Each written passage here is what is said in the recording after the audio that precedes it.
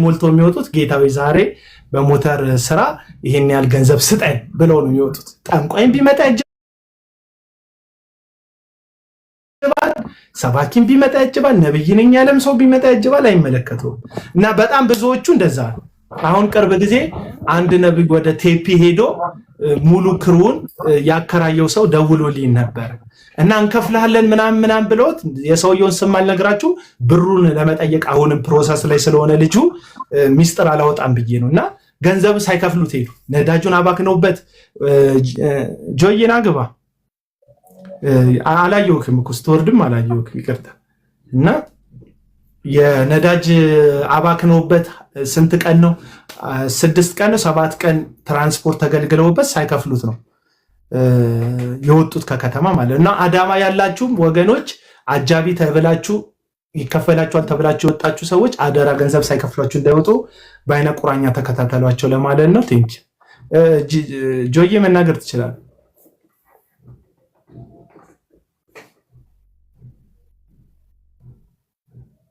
ጆ አንድ ቁጥር ጽፈሃል። ድምፅ አይሰማኝ።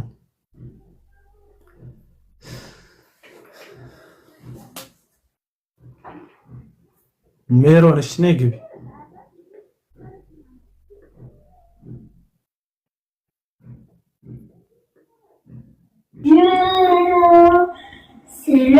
Désolé Grèce, mais tu vas quitter ta famille. ሜሮን እሺ ኢየሱስ ክርስቶስ የሚለው አካውንት ባለቤት እናገር ትችላለህ?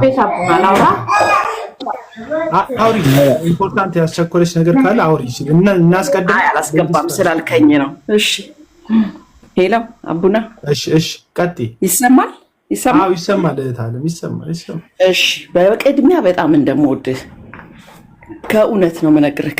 ሁሌ ታጠፋኛለህ ምናምን፣ ግን እከተልሃለሁ። ለምን የኔ ሀሳብ አንተ ጋር አለ ብዬ አስባለሁ እኔ ማለት ነው። ግን ብዙ ጊዜ ተቃዋሚ ሳይሆን ምመስልህ አሁን እኔን የነቢያቶች ችላ ምናምን ብለኝ ታውቃለህ፣ ግን አይደለሁም። ግን ትንሽ በዚሁ አካውንት ነው። አዎ በዚሁ አካውንት ብዙ ጊዜ ትለኛለህ። በእውነት እኔ አንተን ሀሳብ እስማማለሁ፣ ግን ዛሬ ድኑን ስላገኘው በጣም ደስ ብሎኛል። ሌላም ቦታ መቼ ለታም አቡና እሺ አይልም ስል እንትን አረከኝ፣ አስወጣኸኝ ከሆነ ሰው ቤት። እኔ ግን ያንተ ሀሳብ እምገዛው ነው፣ ግን ደግሞ በዛ ላይ ግን ትንሽ ተቃውሞ አለኝ እና የተለየ አሁን ቅድም ኤርሚያስ ጋር ቢሆን አይቻልም ስትል እኔ ታዘብኩኝ ከስሮኜ። ለምን ብዙ ቀን ከልክለኛል። እኔ ምንድነው ሀሳቤ አቤል በውስጤ አቤል ትንሽዬ ለውጥ ያስፈልገዋል ብዬ አምናለሁ። ትንሽዬ ለምን በምን ምክንያት ይሄን ካልከኝ እንዳሳጥር እንዳላረዝምብህ። ለምሳሌ ነው በቅርብ ጊዜ የዳጊ እንትን የሚያስደስት አይደለም፣ ለሌሎች ትምህርት የሚሆን አይደለም። አይኖ ያንተን የምትለውን ነገር በጣም እረዳለሁ። ግን ፐርሰናሊ ነገሮችን ለምሳሌ ስልክ ሲገዛ ሲገዛ ያሳይ መብቱ ነው አይደለ? የምትሄዳቸው ሪዘርፎች ሌላውን እንዳትቀበል ያደርጋል። ጨርስና ታስረዳኛለህ። እሺ እና መብቱ አይደለም። ኦኬ መብቱና ልል የፈለኩት ነው ስህተቱ ታነሳና፣ እሺ እኔ ለምሳሌ ኦዲየንስ ነኝ፣ አድማጭ ነኝ። አንተ ብዙ የምቀበለው ሀሳብ አለክ፣ ግን እዛ ላይ አስተያየት እሰጣለሁ። ምንድነው ኦቨር ስትሄድ ምን ያደርገኛል እንዴ ብዬ ሰዎቹን አቤላ አበዛው ወደሚለው ይሄዳለሁ። ብዙ ጊዜ ዋና ፖይንቱን ተውና እኔ ሐሳቤ ያንተ ሐሳብ ነው አልኩ፣ ምገዛው ነው እንዳለ። ግን ሞር ሲሆን ግን ጥላቻ ነገር ሲደጋገም ምክንያት ሲያጣ ያን ሰው ሁል ጊዜ ፎር ኤግዛምፕል ላንሳለ ኤርሚያስ ብለህ ብትጠራውስ አንድ ሰው ባልፈለገበት ስም እንኳን እግዚአብሔርን የሚያገለግል ከነ ብዙ ስህተቱ ኤርሚያስ ብለህ ቀለሜ ብለህ ለምን ትጠራዋለህ? ብዙ ጊዜ አትበሉኝ ይላል። ሌሎቹ ለማብሸቂያ ነው። አንተ ግን ሌላ ነህ አቡና። ለምን እኔ ሰማሃለሁ፣ ግን ቀለሜ ስትለው አሁን እኔ እሱንም ኤርሚያስ ላይ ብዙ የምቃወመው ነገር አለ ብዬ አውቃለሁ። እሺ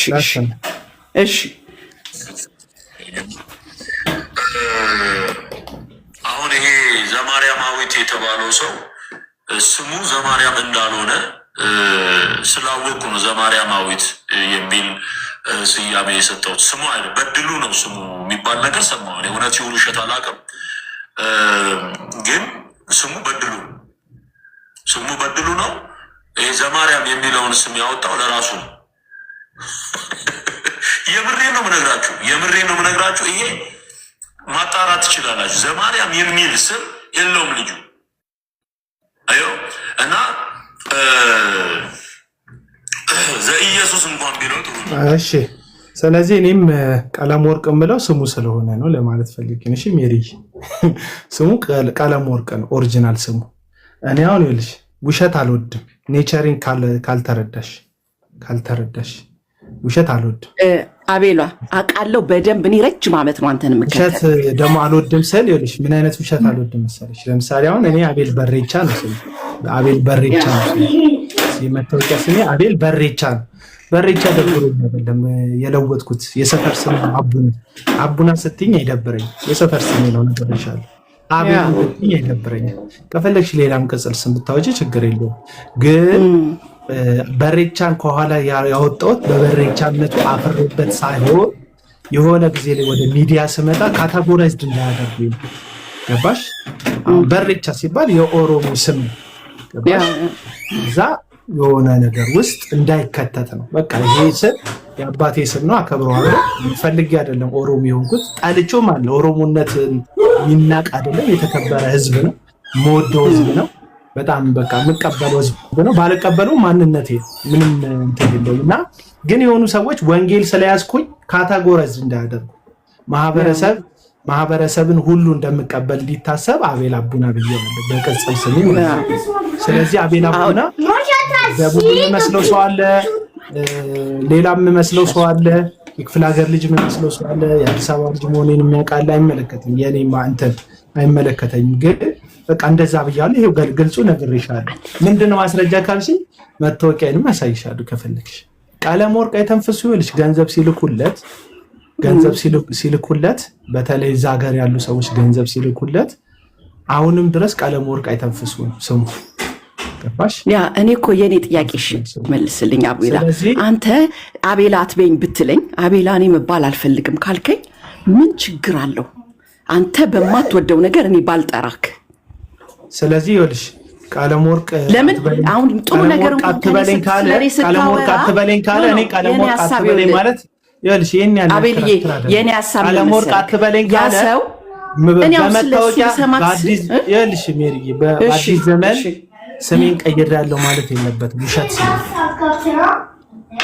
በቃ ጠለዋለሁ፣ አፍርበታለሁ። የገጠር ስም ነው፣ የፋራ ስም ነው፣ የኋላ ቀር ስም ነው፣ ያልሰለጠነ ስም ነው። እኔ ደግሞ አራዳ መሆን ነው ፈልገው። ስለዚህ እርድና ደግሞ የሚገልጽልኝ ኤርሚ ማለቱ ነው።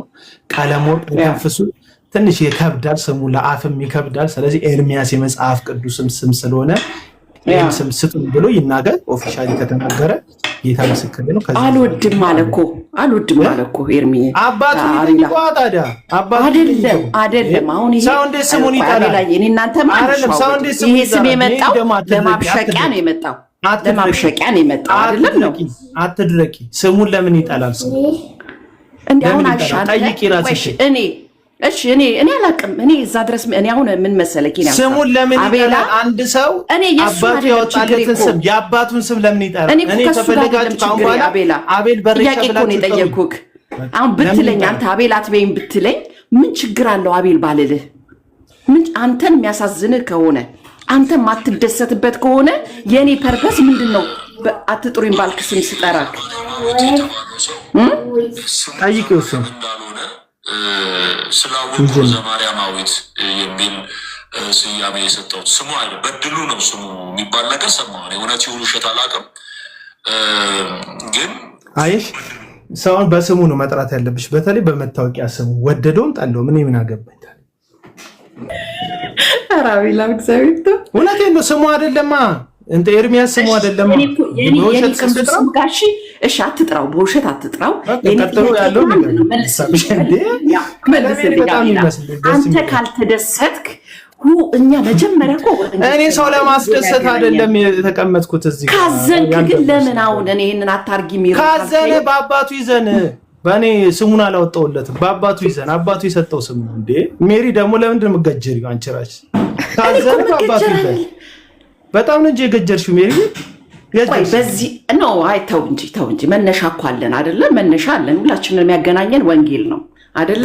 ያ ነገር ደግሞ ታዲያ ወንጌል እኮ ያገናኛል አይደንቲፋይ ያገናኛችሁ ጴጥሮስ ስምዖን የተባለው ጴጥሮስ ይላል መጽሐፍ ቅዱስ ወንጌል የምትዩ ስምዖን የተባለው ጴጥሮስ ስምዖንን አይተው ከዛ ግን ጴጥሮስ ይላል። እኛው ስንጠራው ማን ነው? ሌላ ሐሳብ። እሺ በቃ በዚህ ካልተስማማይ ለሌላ ጊዜ ግን ለህሊና ካስብበት ለሌላ ጊዜ ሌላ ሐሳብ አለኝ። እንዳላቆይክ አቤላ አንድ ጥያቄ አለኝ። አትበለው ደስ ካለ በለው። ግን እኔ እሱን ለማስደሰት ጥረት እሱን ለማስደሰት እኮ አይደለም አቤላ የኔ ሐሳብ ነው። ኦኬ ጥሩ ጥያቄ እንድሰማክ ፎር ኤግዛምፕል አቤላ ጊዜ ወስደን ነው የምንሰማህ። ለምሳሌ እኔ ጊዜ ነው ስጂ እሰማሃለሁ አንተን ማለት ነው የምትላቸው ነገሮች ከዛ ውስጥ ማልስማማበት ቢኖርም እሰማሃለሁ። ስሰማህ ግን ልክ ቀለሜ ስትል ስለሱ ትክክለኛ ስተት እንኳን ቢኖር እንዲህ ለምን አቤላ ከጥላቻ ይመስለኛል ለምን አትበሉኝ ስለሚል ብዙ ጊዜ እነዚህ ቀለሜ የሚሉት ደግሞ ሰዎች በአብዛኛው እሱን የሚጠሉት ምናምን ስለሆኑ ከዛ ጎን እንዳይክና ሌላውን እንዳልሰማ ያደርገኛል ነው። ከሚጠሉት ጎን ነው ማለት ነው። አባቱ ሊሆን ይችላል። አባት የሚጠላ እኮ አለ ልጁን የሚጠላ። እሺ እኮ እሳቸውም ከእሳቸው እኔ አሁን እሳቸው ጠልተው ከሆነ ያወጡለት ከእሳቸው ጥላቻ ጋር ልጃቸው። እሺ አቤላ እሺ እኔ ግን ማለት ነው የኔ ሐሳብ ጠቅላላ ግን ይሰማል? አዎ ይሰማል። ለምሳሌ አሁን ከአንተ ጋር ሁሌ እኔ መቀጠል እችላለሁ፣ እፈልጋለሁ፣ መስማት እፈልጋለሁ። ግን የተለየ ሀሳብ ሲኖረኝ እንትናት በል እኔ አሁን ለምሳሌ የምትለውን ሰውዬ ከአንተ አፍ ነው የምሰማው እንጂ የምከተለው አይደለም። ልከተለው ለአንድ ደቂቃ አቅም የሌለኝ ሰው ነኝ። ግን ብዙ ጊዜ እዩ ጩፋ ይሄ ምናምን የምጠራቸው አንተ የምጠራቸው እኔ ማልከተላቸው ሰዎች ናቸው። ግን ብዙ ጊዜ ለእኔ ያልከኝ አትሳሳት፣ ከአንተ የተለየ ሀሳብ ያለው ሰው አለ። የነዛ ተከታይ የእንትና ፈረስ ካልክ ግን አቤሎ አንድ ልጨርስልህ። ከአንቺ ጋር ገብቶኛል። እኔ ኮመንት አነባለሁ። ሰዎችን ሀሳብ መረዳት ፈልጋለሁ። እንደዚህ ምናምን ብዬ አላወራም። አያለው ኮመንት እና ኮመንት አንድ ጊዜ ጽፈሻል አይችሻለሁ። ሁለተኛ ከጻፍሽ፣ ሶስተኛ ኮፒ ፔስት ከተቸገርሽ ገባሽ ኦብሰስድ ኮች በጉዳዩ ላይ ለነዛ ሰዎች ተከታይ እንደሆንሽ ይሰማኛል። ተሳስቼ እኮ ሊሆን ይችላል።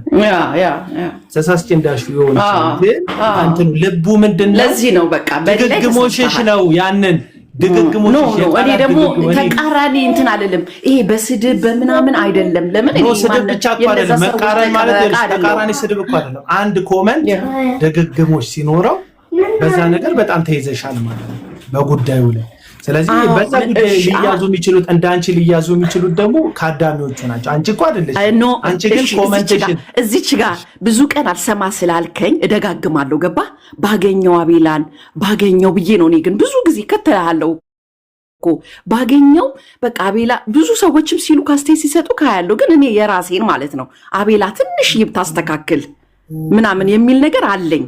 ግን ሌሎቹም ሲሉ ክሰማለሁ። እኔ ግን እድሉን ባገኝ ስለሆነ ብዙ ጊዜ አውቄ አንተ ላይ እንትን እላለሁ፣ ኮመንት ጽፍላለሁ ምናምን እንድታየኝ። አንተ ግን ተቃራኒ ሀሳብ ነው። ለሌላ ጊዜ ግን እሺ በቃ ለሌላ ጊዜ ግን ከስር ያለ በጣም ብዙ ማስተካከል ያለብኝ ጉዳዮች አሉ። የሚቃወም ወይም ደግሞ ሀሳብ ያለው ሰው ሁሉ እንትና ቡችላ አይደለም። የእግዚአብሔር ቃል የምንሰማ በእውነት መሄድ የምንፈልግ ሰዎች አለን።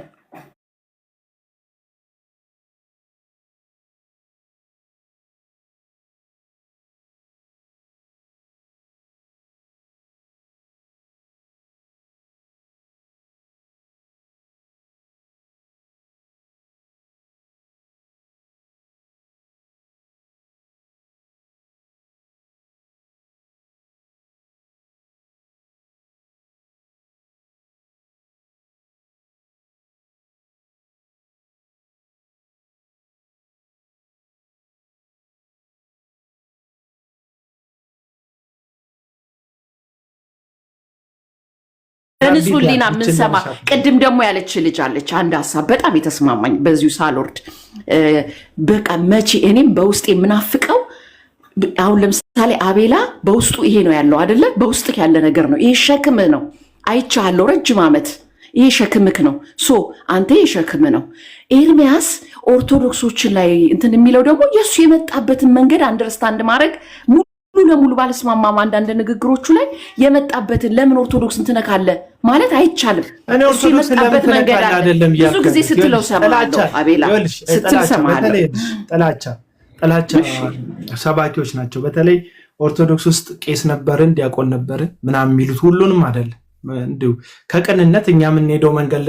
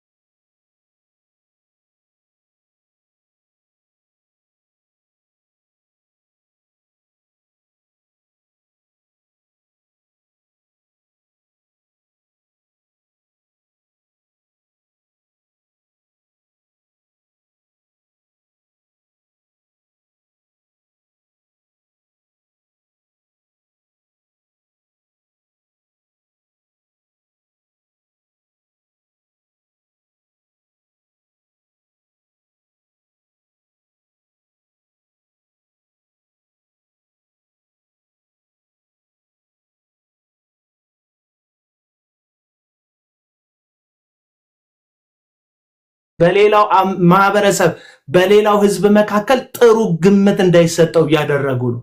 ማህበረሰብና ማህበረሰብን እያቃቃሩ ነው በእኔ አማርኛና ምን አይነት ነገር ተፈጠረ መሰለሽ? ብልጽግና የሚወስናቸው ፖለቲካ ላይ ያለ ድርጅት ሁሌ ትክክል ሁሌ ጽድቅ አይወስንም። ለፖለቲካ ለራሱ ፖለቲካ የሚስማማውን ትክክለኛ ነገር ይወስናል። ህዝቡ ሲያዩ ደግሞ ይሄ ነገር ልክ አይደለም የሚለውን ነገርም ሊወስን ይችላል።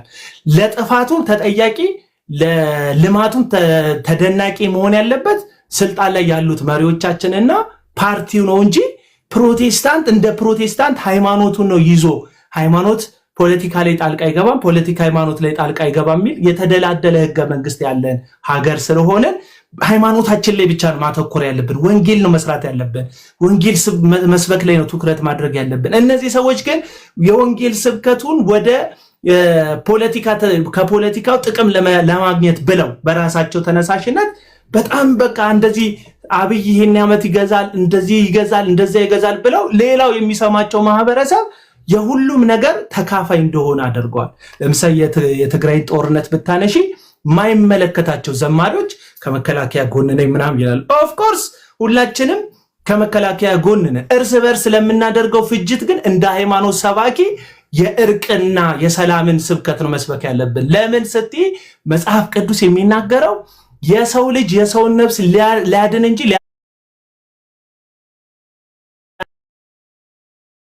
መኖሯ መሰንበቷ መቀጠሏ የሰው ነፍስ እንዲድን ነው።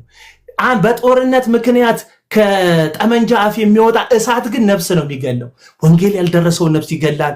ሰዎች የምስራቹን ሳይሰሙ በጽድቅ ሳይመለሱ በንስሐ እግዚአብሔር ህይወታቸውን ሳያስተካክሉ እንዲሞቱ ያደርጋል።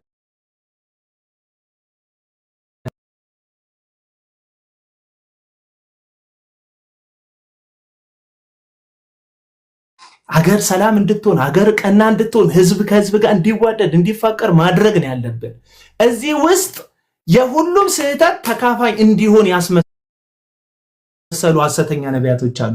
ትንቢት በመናገር የሆነ ነገር በማድረግ የሆነ ነገር ይሄ ደግሞ በማህበረሰብና በማህበረሰብ መካከል መቃቃር ይፈጥራል። ይሄ ኮንሰርት መቃወመውን ኮንሰርት ከዚህ ጋር ተያይዞ ጦርነት በተከሰተበት ኢትዮጵያ ህዝብ የተራበ ህዝብ ባለበት ቦታ ላይ ቤተክርስቲያን ለዝማሬ ብላ የምታወጣን በሚሊዮን የሚቆጠር ወይም ግለሰቦች በሚያወጡትን ሚሊዮን ህዝብ በሚሊዮን የሚያወጡትን ገንዘብ ወደ ሆነ የጦርነት ቀጠና ላይ 2-3 አይሱዙና ኤኔትሪ ምግብ ብንልክ ህፃናት የሚታከሙበት የህክምና እንትን ብንልክ ከዛ ተደራሽነቱን ጠብቀን ይሄ ለአመፀኛው ለነውረኛው በተቃርኖ መሳሪያ ለሚተኩሰው ሽፍታ የሆነ ቡድን ሳይሆን ትክክለኛ ለቆሰሉ በጦርነት ለተፈናቀሉ ሰዎች የሚደርስበት መንገድ ብናመቻች በዛ መንገድ ወንጌልን መድረስ በዛ መንገድ ሰላምን መድረስ እንችላለን ብዬ አስባለሁ።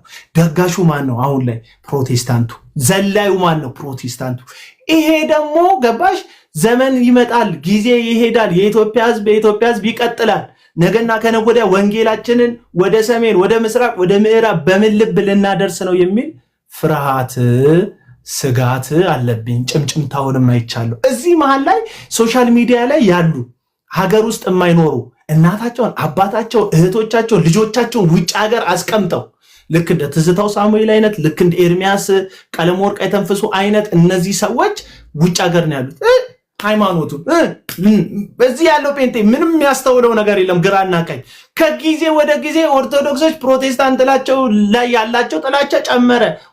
በወንጌል ጉዳይ ጠልተውን ከሆነ እሰየው። እንኳን በወንጌል ሐዋርያት በወንጌል ምክንያት ሐዋርያት ተጠልተዋል፣ ነቢያቱ ተጠልተዋል። ምንም ችግር የለውም፣ ተጠልተዋል።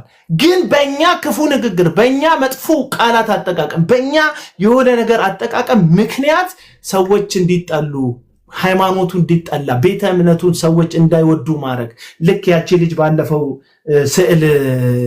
ምስለ ስዕል አድርጋ ጨምድዳ ቤቷ ድረስ የሆኑ የተናደዱ ወጣቶች የሚዲያ ላይክም ለማግኘት ሊሆን ይችላል፣ ተወዳጅነት ለሃይማኖታችን ቀናይነን ብለው ለሌላው ምስጋና ለመቀበል ሊሆን ይችላል፣ የምርም ተናደው ሊሆን ይችላል። የልባቸውን ጌታ ነው የሚያውቀው።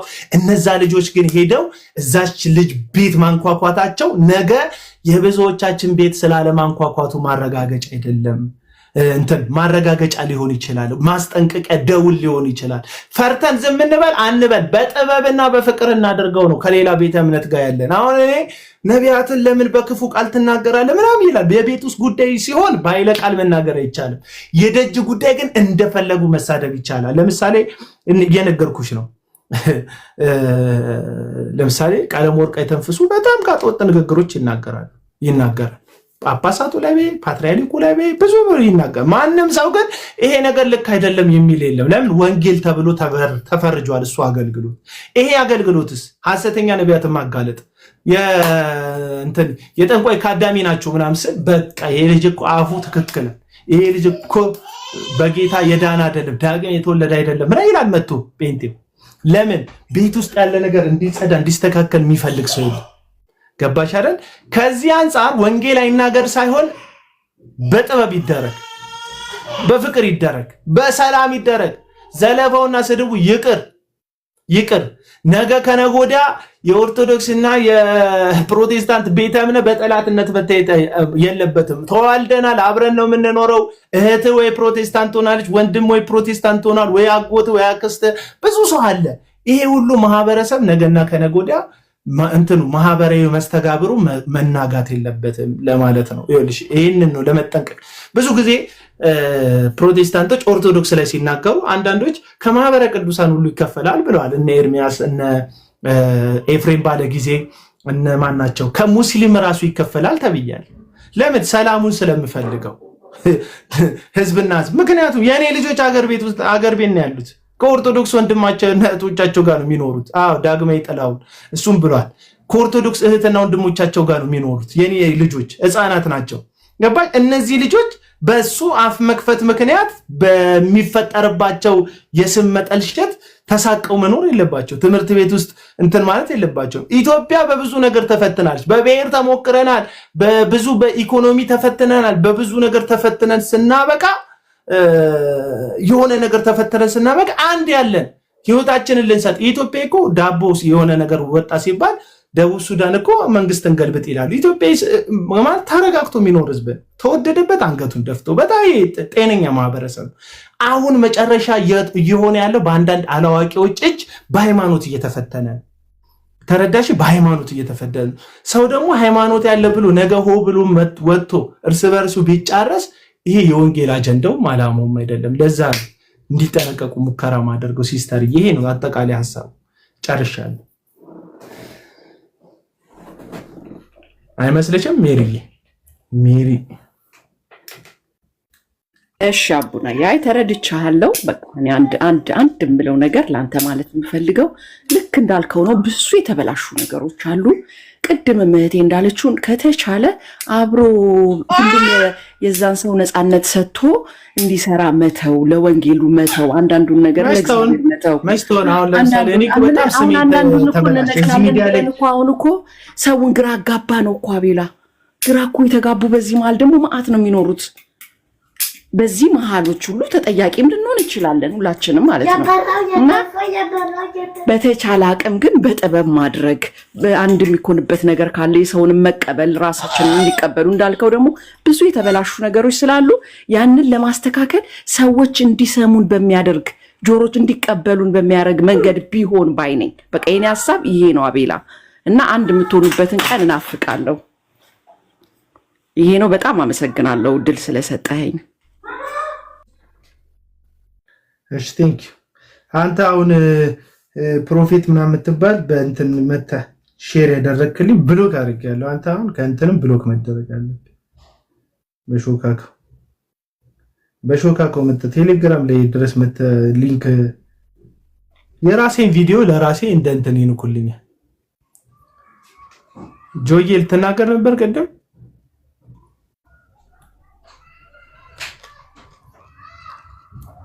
አቤልዬ አይ ቅድም ኔትወርክ እያስቸገረኝ ነበር። በጣም እንግዲህ ሰከን ብሎ አስተዋይ ለሆነ ክርስቲያን ነገሮችን መመርመር፣ ክርስቲያን ስንሆን መመርመር መቻል አለብን። እንደገና ምንድን ነው ለእግዚአብሔር ነው የተሰጠውት ካለ ሰው ክብሩን መጣል አለበት ብዬ አስባለሁ። ደግሞ አንዳንድ ልክ አይደሉም የምትባለውን ነገር እሱን አስተካክላለሁ ማለት በጣም አሪፍ ነው። ልክ እንደዚህ ሁሉም ቢያደርገው ደስ ይላል። በተለይ አሁን የተናገርኩ ኦርቶዶክስ ላይ ማናችንም እንዳይሰራ አይደለም። ኦርቶዶክሳውያን ወንድሞቻችን ስለምንወዳቸው ልክ አይደለውን እኛ ልክም ነው ብለን ያወቅነውን እውነት ለመግለጥ ከፍቅር ውጭ የሚያስፈልግ ነገር የለም። በውስጥ ላሉት ይላል አንዳንድ ሰው፣ በውስጥ ያሉት እኮ አውቀው እኮ ነው። አሁን ነቢያቶቹ አውቀው እንጂ መንገድ ላይ ወንጌል መስበክ እስኪያቅተን ድረስ ሲሰደብ በእነሱ ምክንያት ብዙ ነገር ሲባል እያወቁ አይደል ምን ያመጣል ምናምን የሚሉት እነዚህ ሰዎች እንዴት ነው ለወንጌል ነው በቃ ወንድም ናቸው የሚለውን ነገር ለማየት የተሞከረው? ሁላችሁም እኮ ቻሌንጅ ተደርጋችኋል። በምትኖሩበት ሰፈር፣ በምትኖሩበት አካባቢ ቻሌንጅ እኮ ናችኋል። ድሮ ስለ ክርስቶስ ነው ጴንጤ የሚነቀፈው። አሁን ጴንጤ የሚነቀፈው ስለ ሐሰተኛ ነቢያት ነው። ስለ እንትናቸው፣ ስለ ዱርዬነታቸው፣ ስለ አመጻቸው አይደለ? ስለሚያደርጉት ከመጽሐፍ ቅዱስ የወጣ ነገር አይደል? እየተሸማቀቃችሁ ያላችሁ ሁላችሁ ለምን እንደወደዳችሁት ለምን እንደደገፋችሁት እስኪ ራሳችሁን ጠይቁ። ራሳችሁ ዝም ብላችሁ ጠይቁ።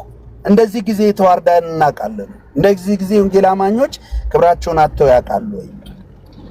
በየቦታው መተረቢያ አይደለም በሁሉ ነገር እንዴ!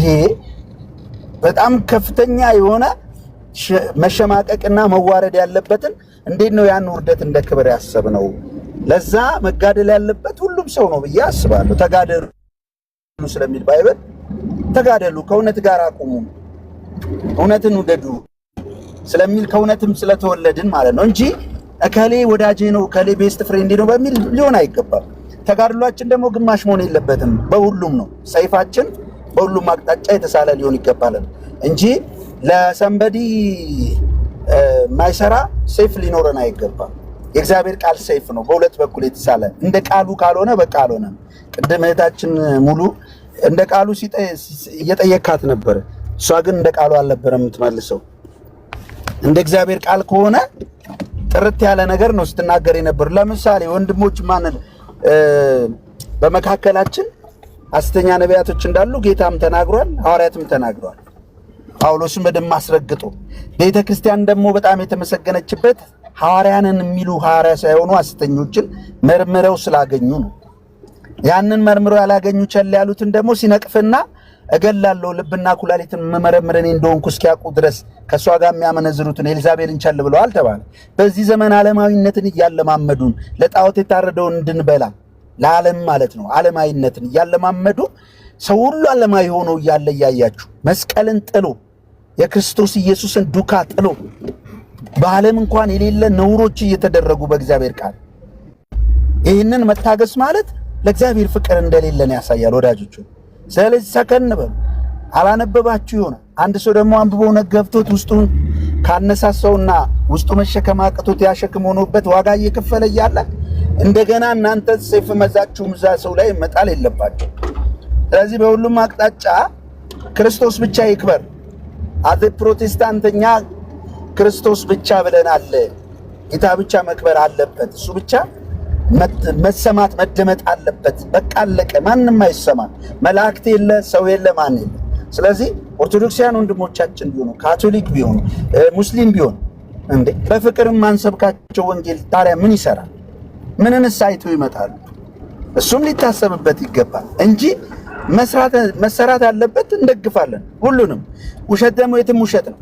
ለምሳሌ አንድ ኦርቶዶክሳዊ እኛ መካከል ያለን ውሸት ሲያወጣ ለመሸፈን መሮጥ የለብንም። ልክ ነው ወንድሜ ማለት አለብን። ልክ ነሽ እህቴ። እንደገና አንዳንድ ሰው እንዲህ ይላል እነሱ ይሰድቡን የለ እነሱ እንዲሉ ታዲያ ምን ልታረግ ልትበቀል እንትን ብድር ልከብ አይ ምናምን የሚል ሁሉ አለ። ኔቨር እንጂ እኛ እንደ ክርስቶስ ሊተፋብን እንደ ክርስቶስ ኢየሱስ ልንናቅ ሰዎች ሁሉ በእኛ ላይ የፈለጉትን የመናገር መብት ሲኖራቸው እኛ ግን የመናገር መብት አይደለም ያለን። ጌታ ይባርካችሁ ብለን እውነታችንን በፍቅር መግለጥ ነው። ይሄ ደግሞ ጴንጤስ የኖረበትም የመጣበትም ወይ ነው። አሁን ላይ ግን ያለው ልዩ ነው። ሌላኛው በጣም መመልከት ያለባችሁ መጨረሻ መነግራችሁ አጠቃላይ አሁን ነቢያት የሚባሉ ጠቅላላ ማለት ነው ከአፍሪካኖች ጋር ሊንክ አድርገው የሚያገለግሉ ፕሮቴስታንት ውስጥ ያሉ ኢቭን መሰረታዊ ትምህርት እንኳን አያውቁ። መሰረታዊ ትምህርት ነው የምላችሁ። ልዩ ኢየሱስ ነው የሚሰብኩን፣ ልዩ ወንጌል ነው የሚሰብኩን። ለዚህም ነው ልዩ መንፈስ ባይሆን ኖሮ ዓለም ወዳዳ ባላረጋቸው ለትውልድ ያሰቡ ትውልድ እንዳይጠፋ ደቀ መዝሙር እንዲሆን ባሰቡ ነበር። አብያተ ክርስቲያናት ውስጥ እየዞሩ ኮንፈረንስ እያዘጋጁ ገንዘብ ባለቀሙ፣ ወደ ገጠር እየሄዱ ወዳልተደረሰበት ወንጌል ዋጋ ከፍሎ ባገለገሉ ነበር። እንዴ ተቀብተናል ባሉበት አካባቢ 4 ሚሊዮን ልጅ ይሰስ ሆኗል። ጴንጤው ተገልብጦ ቢቀቡ ኖሮ የመጀመሪያ ምካቴ ያድርገው ትውልድን ያስበልጡ ነበር። ግን አይደሉም። አያችሁ፣ የተላኩ መልእክተኞች አይደሉም። ቤተክርስቲያንን መንፈስ ቅዱስ እናንተን ለሾመባት ለቤተክርስቲያን በደሙ ለገዛት ተጠንቀቁ፣ ጠብቋት። ማንም ሐሰተኞች እንዳይናገሩ ቀና እንዳይሉ አደራ ላለው በኤፌሶን ተቀመጥ ያለውን ያንን ስለ ቤተክርስቲያን ጉዳይ የሚጨንቀውን ጳውሎስ ማየት ለምን ተሳነ? አንተ ማለት ጳውሎስ ነው የምንለው ብዙ ሰው አለ። እሱ እንኳን ጳውሎስ ሊሆን ጳውሎስ ሆስፒታል አካባቢ ራሱ ደርሶ ያውቅ። አትሊስት ጳውሎስ ሆስፒታል ሰው ያክማላ፣ የታመሙ ሰዎች ያክማል እኮ ይጠቅማል። እንኳን ሐዋርያው ጳውሎስ እኮ የራሱ ጉዳይ መከራውን እንኳን ረስቶ ስለ አብያተ ክርስቲያናት ያሳሰበኛል ያለ ከሐሰተኛ ጋር ተጋሎ በመጨረሻ በመስዋዕት ሕይወቱ ተሰውቶ ያለፈ በቃ ሁሉን ጠንቅቆ ሰብኮ ለቤተ ክርስቲያን ምስጢራትን ገልጦ ያለፈ ነው። እንዴት ነው አንተ ማለት ጳውሎስ ነው ይባላል? ስካይ ሆቴል እየተሽከረከረ እየዋለ ነብይና ሐዋርያ ነኝ ብሎ ገንዘብን ያላቸውን ብቻ ድሃ ትጨብጥ እያለ ድሃ ሰፈር አትድረስ እያለ ዋት ምንድነው ያነ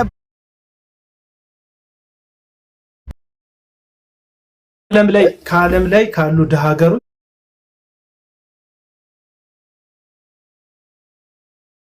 ለለሽ ድሃ ሀገር ውስጥ እየኖርክ ድህነትን እኔ እንንከባከቡ አላልኩም። እንዴት እንደሚያስጠላ እኮ ከኛ ወከደዎች በላይ የሚያውቀው የለም።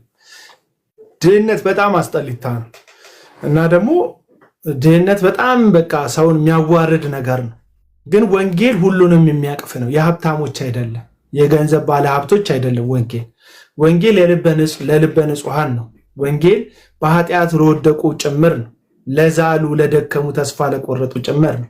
ኢየሱስ ቀብቶኛልና ሲል ለታሰሩት መፈታትን፣ ለእውሮች ማየትን፣ ለሚያለቅሱ ለጽዮን አልቃሾች አምላካቸው የሚበቀልበትን ዓመት ነገራቸው ዘንድ በአመድ ፈንታ የክብርን አክሊል በሐዘን ፈንታ የምስጋና መጎናጸፊያ አደርግላቸው ዘንድ ልኮኛል ነው ያለው። ኢየሱስ ወንጌል ብሎ የመጣበት እውነት ለወንጌል ብሎ ያደረገው ነገር ምስኪኖችን የሚያነሳ የወደቁ ሰዎችን ከፍ የሚያደርግ የተዋረዱ ሰዎችን የሚያከብር ከሆነ እናንተ ማን ናችሁ? ቀደም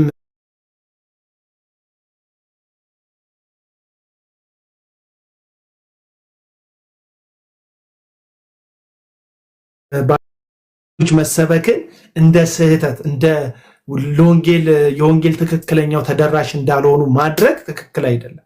እነ ጴጥሮስና ዮሐንስ መቅደስ ላይ እድሜ ልኩን ሽባ የነበረውን ሰውዬ ተመለከቱትና አንዳች ሲፈልግ የምንሰጥ ብርና ገንዘብ የለንም፣ ግን በናዝሬቱ በክርስቶስ ኢየሱስ ስም ተነስና ተመላለስ አሉት። አለቀ በቃ። በክርስቶስ ኢየሱስ የረሳው ነገር ይዞ እንድትሄድ ይቅርታ እንትን ዳነ ከድሃ ጋር ተዋለ ያለውን እሱኛው ነገር ረስታው ከድሃ ጋር ተዋሉ ከሀብታም ጋር ዋል የሚለውን የሄኖክን ስብከት አላየው? እሺ ይሄኛውስ እሺ መጀመሪያ አብላው ነው ብለህ ቶለሬት ሊያደርጉት ይችላሉ። ይሄን በምን ትመክቱታላችሁ? ከድሃ ጋር ተዋል ይጋባባል ከሀብታም ጋር ዋል ያለውን ስብከት ቀጥለው ይሄን ሲጀመር ሀብታም ከድሃ ጋር አይውልም። እኔኩም በግድ እንትን እግሩን ኪሱስ ገብታ አዞርም። ሀብታም ከድሃ ጋር አይውልም። ከቢጤው ጋር ነው ሰው ሁሉ የሚውለው፣ ከቢጤው ጋር። ሲጀመር ሀብታም ከሱ ጋር እንድትውል ካደረገ አጫዋች ነው ማለት ነው። መኪና ውስጥ ሳቅ ምናምን የሚፈጥር የሰፈር አራዳ ልጅ አለ አይደል? ኦብሰስድ ስለሚሆን እዚህ ግብር ከፍያለሁ እዛ እንትን ከፍያለሁ የሚል ሀብታም ለማጫወት አጫዋች ሆነ ቀልድ ምናምን ለመፈጣጠር ፈገግ እንዲል ለማድረግ ካልተቀጠርክ በስተቀር ዳ ሆነ ከሀብታም ጋር መዋል አትችልም። ይሄ የሚደረግ አይደለም። እናንተም ከሀብታም ጋር የምትሉት በነብይነት ስም ይሄው ሂዱና እንትን በሏቸው። አማኝ የሆኑ ባለስልጣን ቤት ይውላሉ። ሰራተኞች ቤት ውስጥ ነው የሚውሉት እህት አለ ወይም ድርጅት ውስጥ ከሀብታም ጋር እዛም እዚህም የሚውል የለም። እንደ ጓደኛ ተቀጥረማ የሆነ ሀብታም ጋር ትሰራለህ። አብረው ዋልክ ማለት አይደለም፣ ለሱ ተቀጥረሃል ማለት ነው። እና ይሄ ያን ያህል ቶፒክም አይደለም። ስለዚህ አሁን ቅድሚያ ቤታችን ላይ ብንሰራ ጥሩ ነው። አሁን አንገብጋቢው ጉዳይ በጣም አንገብጋቢው ጉዳይ ለኦርቶዶክስን 24 ሰዓት መጨቃጨቅ ለሚመስላችሁ ወንጌላውያን አንገብጋቢው ጉዳይ ቤት ውስጥ ቤተክርስቲያን የምትሏት የራሳችሁ ቤተክርስቲያን ውስጥ ያለውን ጉድ ማጽዳት ነው። አንገብጋቢ ኢምፖርታንት ነገር የት ልታመጧቸው ነው? እሺ ኦርቶዶክሶች ሁሉ አብዛኞቹን ተነኩ እናንተ እንደምትሉት ወንጌል ነገራቸው እናንተ እንደምትሉት ከዛ ግር ብለው መጡ። የት ልታስቀምጧቸው? ሄኖክ ጂፒኤስ ጋር ልትወስዷቸው ነው? እዩ ጩፋ አዳራሽ ውስጥ ሄደው ዘይት ገዢ ልታደርጓቸው ነው? ምን ልታደርጓቸው ነው? ቆይ እኔ እኮ እሱን እኮ ነው ብላችሁ ወንጌል ይሰበክ ለሁሉም ሰው ንገሩት፣ ለሁሉም ሰው ችግር የለው። የት ልታስቀምጧቸው? መጀመሪያ ቤቱን አስተካክሉ። እንግዳ ከመምጣቱ በፊት ወንበሩን እንደሚያስተካክል፣ ቆሻሻውን እንደሚጠርግ፣ ቤቱን እንደሚያጸዳ፣ ምግብ አብስሎ እንደሚጠርግ፣ የሚበላ ነገር እንደሚያዘጋጅ ለሚመጣው እንግዳ፣ እሱም ብሎ አካባቢ ቀይሮ ለሚመጣው እንግዳ በጣም ብዙ ነገር አዘጋጅቶ አመቻችቶ እንደሚያቀርብ እንግዳ ተቀባይ ቢያንስ ሲመጡ የሚበሉትን ነገር አዘጋጁ። የእግዚአብሔር ቃል ይዘጋጅ። የእግዚአብሔር ቃል ደግሞ አሁን ላይ ያለ ነው። የእግዚአብሔር ቃል አይደለም የተዘጋጃሉ። አሁን ላይ ፍርሽካ ነው። ውሸታም ይሄ ኮርንፍሌክስ ፊልም ታይበታለህ እንጂ ሆድ ጠግቦ በቃ ዛሬ ምግብ አልበላም አትልበትም። ፎርንክሌፍ እንደዚህ በቃ ትንቢቱ የሚናገር ትበረጥሳለህ። የእግዚአብሔር ቃል አይደለም። ትበረጥሳለህ፣ ትጥሳለህ፣ ትሄዳለህ፣ አትያዝም። የእግዚአብሔር ቃል አይደለም። እንትን መልካም ንግግር ነው፣ ጥሩ ንግግር ነው። ጥሩ ንግግር ሁሉ ግን የእግዚአብሔር ቃል አይደለም። የመጀመሪያ ስር የሰደደ መጽሐፍ ቅዱስ ግራውንድ ያለው ጠንካራ የሚያደርግ ኢየሱስን እንድንመስል የሚያደርግ የዚህን ዓለም ሐሳብ እንድንክድ መስቀል እንድንሸከም ዓለማዊነትን ኃጢአትን ምንክድበት ኢየሱስን በህይወታችን በንግግራችን በመለልሳችን ምንሰብክበት ትምህርት ይዘጋጅ። አሁን ከትምህርቱ በላይ ሰውየው ነው የሚጎላው። ጠላውን በል ከትምህርቱ በላይ ሰውየው ነው የሚጎላው። ማሙሻ በል ከትምህርቱ በላይ ሰውየው ነው የሚጎላው። የትኛውንም ፕሮቴስታንት አስተማሪ ጠራ፣ ከትምህርታቸው በላይ እነሱ ናቸው የሚጎሉት። በትውልዱ ልብ ላይ ትምህርት መብለጥ አለበት።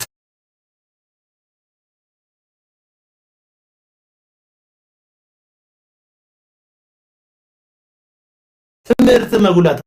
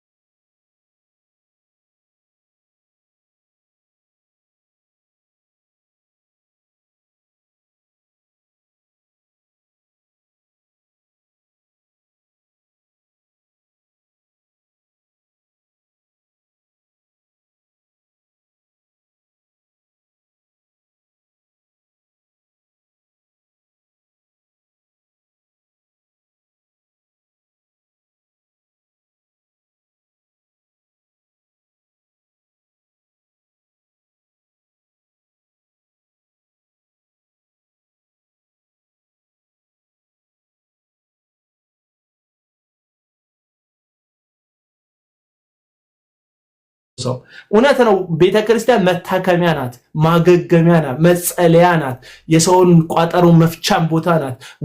ዋናው ግን የቤተክርስቲያን ዓላማዋ ራሱ ኢየሱስ ክርስቶስን መካፈል፣ በቃሉ በኩል እንድንካፈለው ኢየሱስን ማለት በቃሉ በኩል ህብረት በማድረግ እንድንካፈለው በመካከላችን እንዲገኝ ከመንፈስ ቅዱስ የሆነውን የእግዚአብሔርን ቃል እውነት እንድንማርበት እንድንመራበት ቤተክርስቲያን የምንሄደው። ከዛ ለስጋችን የሚሆን ፈውስ፣ ለነጋችን የሚሆን የመጽናናት መልእክት፣ የትንቢትን መልእክት ልናገኝ እንችላለን። ምክንያቱም መንፈስ ቅዱስ የትንቢትን መንፈስ ስለሆነ ማለት ነውና እኔ ወገኖቼ እንደው የገፍ ኦርቶዶክስ ቢመጡ የኦርቶዶክሶች ወደኛ ቢመጡ ዝግጅቱ ያለን አይመስለኝም።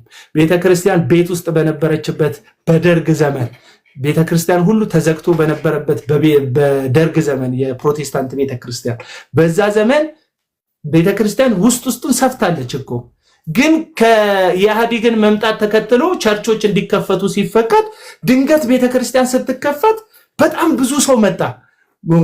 ጦርነት ነበረ። በጣም ብዙ ሰው አይምሮ ተስፋ መቁረጥ ውስጥ ነበር። ይሄ የምስራች ወንጌል ሲሰበክ ተስፋ የቆረጡትን ሰዎች ተስፋ ስለሚሰጥ ብዙ ሰዎች ከጦርነቱ መልስ ወታደሩም ተፈናቃዩም ግራ የገባውም ወደዚህ ቤተክርስቲያን ተጨመረ።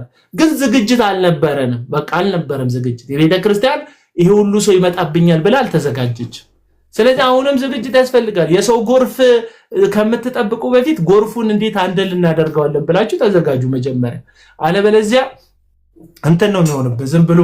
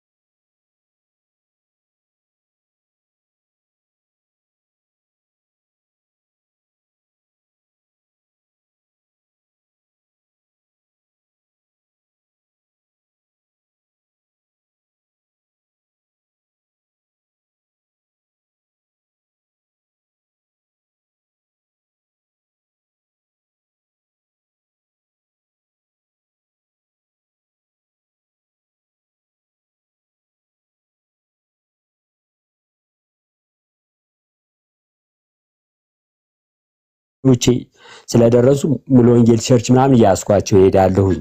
በቃ ማለት ልጆች አሁን ስለደረሱ በቃ ማስጠጋበት ነገር አጣሁኝ። ገባ እና ምንም ድርድር የለውም። አቤል ጆዬ ጋር ብዙ ጊዜ ገብቻ አውቃለሁ። ጆዬ ይሄን ነገር ይነካካዋለኝ።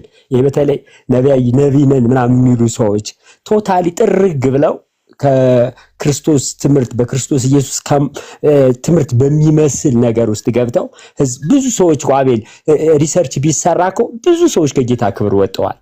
ብዙ ሰዎች ትዳራቸው ፈተዋል። የብዙ ሰዎች ቤቶች ፈርሰዋል። አቤል ምንም እኔ በዚህ ትምህርት ምንም ድርድር የለውም። ገባ ምንም በቃ ልትደራደርበት የማይገባ ትምህርት ነው። በቃ ማቆም አለባቸው። በፍጹም ጌታ ኢየሱስ በነቢያት በኩል አይደለም ጌታን የምናገኘው፣ በመንፈስ ቅዱስ በኩል ነው ጌታን የምናገኘው። እነዚህ ራሳቸውን የሰቀሉ ራሳቸውን ከክርስቶስ በላይ ያደረጉ ሰዎች ተጠርገው መጥፋት አለባቸው። ገብቷል። በቃ የስንዴ ቅንጣት ወድቃ ካልበሰበሰች በስተቀር አታፈራም ነው የሚለው አይደል እግዚአብሔር ቃል። በቃ መበስበስ አለበት። መበስበስ ማለት ደግሞ ራስን ማዋረድ ነው። ራስን ከትቢያ በታች ማድረግ ነው። ጌታ እንዲያነጻ ጌታ እንዲያከብር እኔ የምቀበላቸው ሰዎች ጎዳና ለጎዳና ኢየሱስ ያድናል እያሉ የሚሰብኩና እየተተፋባቸው እየተመቱ ያሉት ገጠር ለገጠር ከሮጆ ይዘው ወይ ለወንጌል አገልግሎት የሚሄዱትን ሰዎች ነው የምቀበላቸው። እውነተኛውን የክርስቶስን ትምህርት ነው የመቀበል የምፈልገው። እና አሁን የትም ቸርች አለ ሰድ ሰዎች ነው የሚሰበኩት ሰድ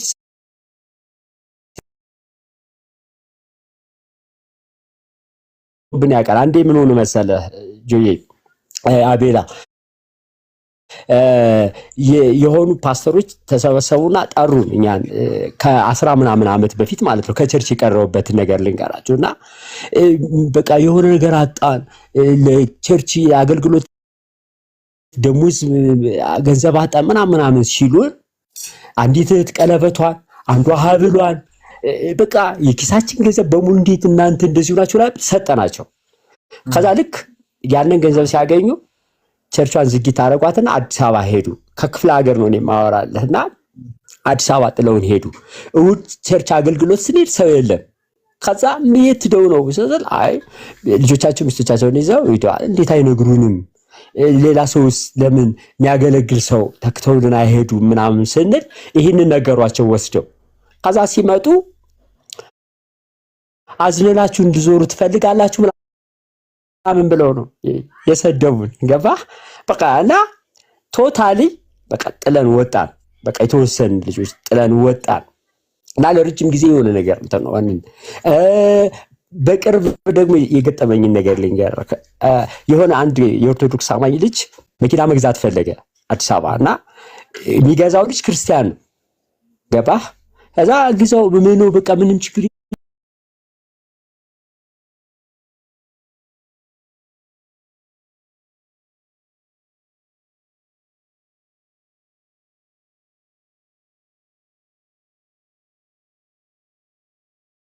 ጓደኛ ቢላክበት የሆነ ነገር ያደርግ በቃ ብሩን 1 ሚሊዮን ብር ከገባለት በኋላ ልጁ በቃ ሊያዞርለት አልቻለም እንትኑ።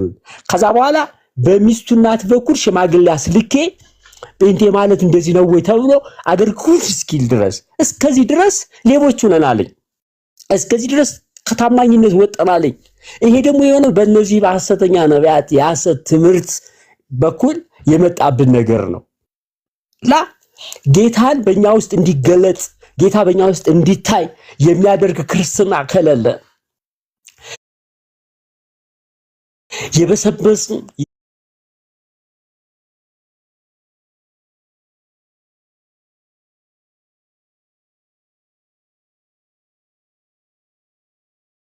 ሉክስ ቤተሰቦች